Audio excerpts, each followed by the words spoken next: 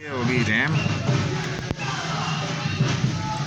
ठीक है जी, पेज खोल के सारे हमने रख लिए इस तरह से। इधर ये सारा तकरीबन हमारा ओपन हो चुका है।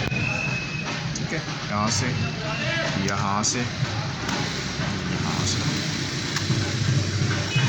अभी ये इसका आ गया आपके पास। ये देखें, इसका कीबोर्ड हमने निकाल लिया था सबसे पहले, बाकी ये चीज़ें रह गई हैं।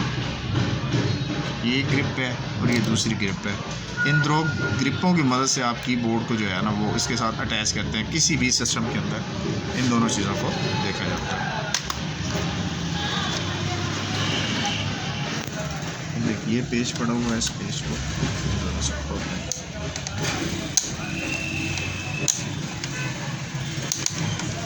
इसके साथ